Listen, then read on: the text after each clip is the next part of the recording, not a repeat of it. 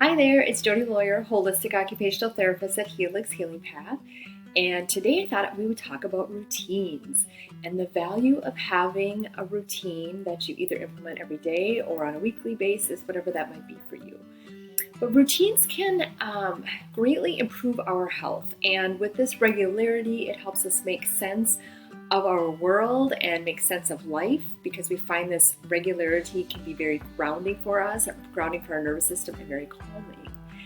And when I worked in pediatrics, when we went to make the schedules with the kids, we had these awesome like picture boards with Velcro on the back, and so it would kind of be their choice, my choice, their choice, my choice. We'd have like 4 different things.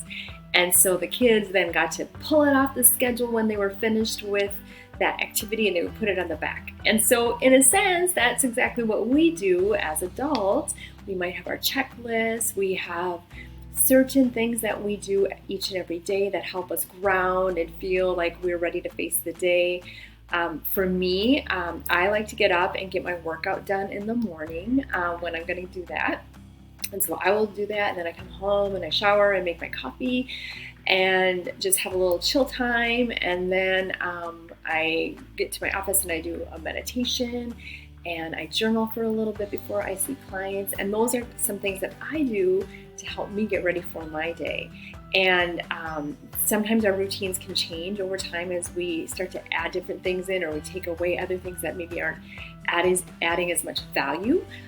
But having a routine is very grounding. And so people that usually don't have a routine will generally experience more stress, because then they're always having this constant worry of, oh, I'll just get it done when I get it done, instead of actually taking intentional steps to make a list, or however you categorize that in your head.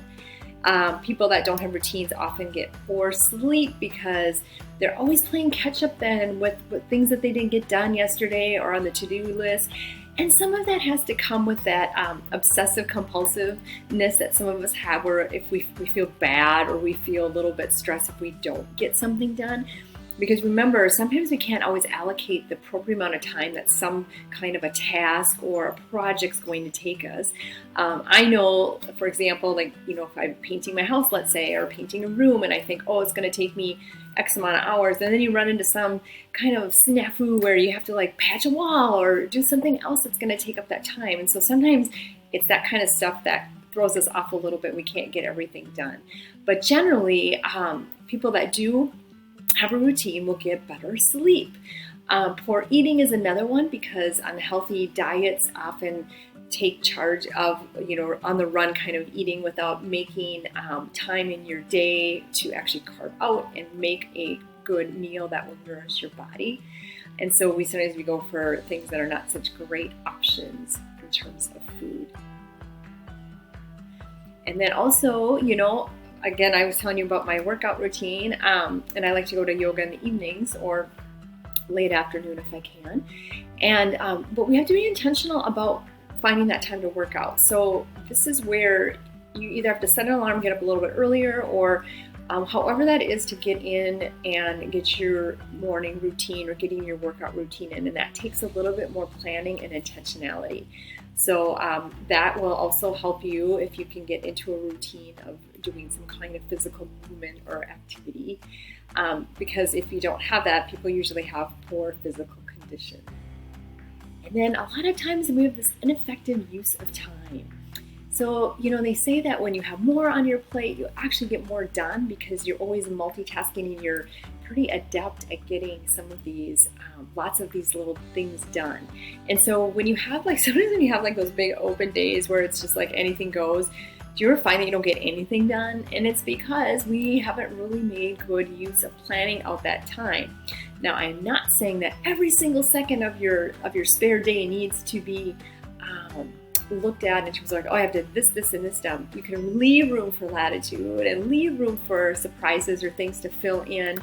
But when you have a whole day like that and just trying to figure out what would make sense for you to put in for something that you want to get done in terms of is it a project, or is it I'm going to allow myself to have 3 hours to rest, or throughout the day, or whatever that might be.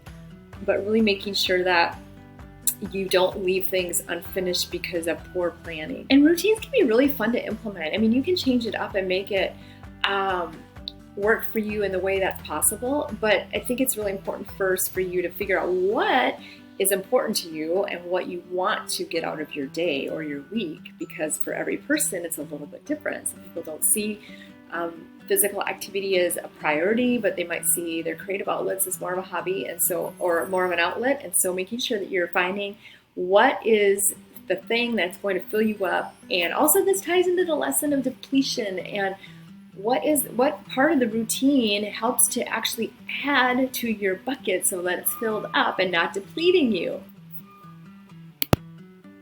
So obviously, in reverse order, when you can implement a routine for yourself, you have better stress management. Better stress levels lead to improved mental health when we have a routine. And this gives us more time to relax, with less time for being anxious and carving out that time.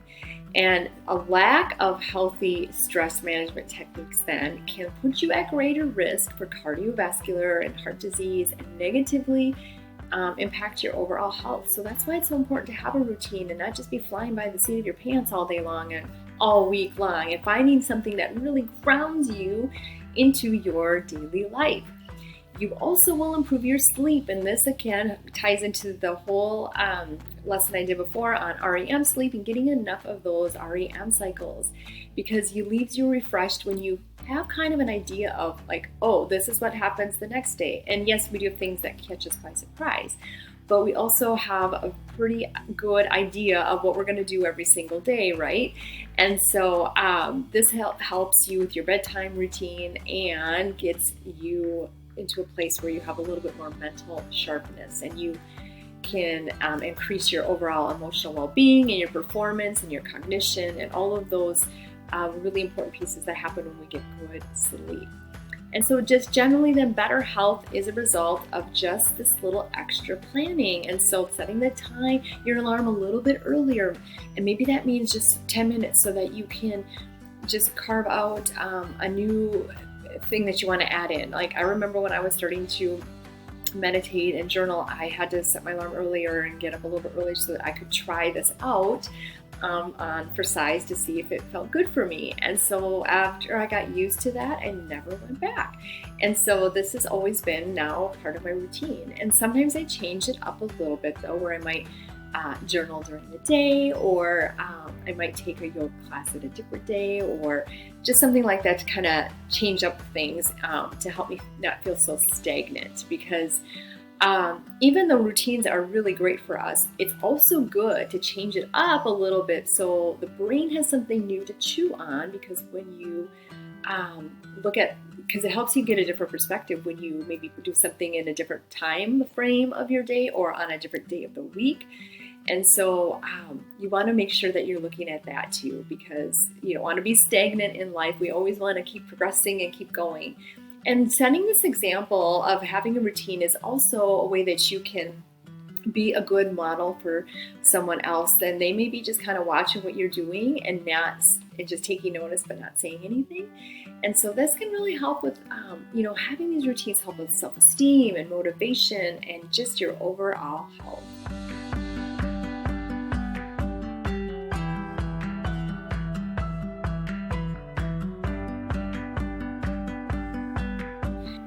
So when you are looking for things to do to change it up a little bit, look for a museum or an art exhibit or a creative thing, or take a new class or listen to a new podcast, something like that, because that all just causes the brain to say, oh, this is new.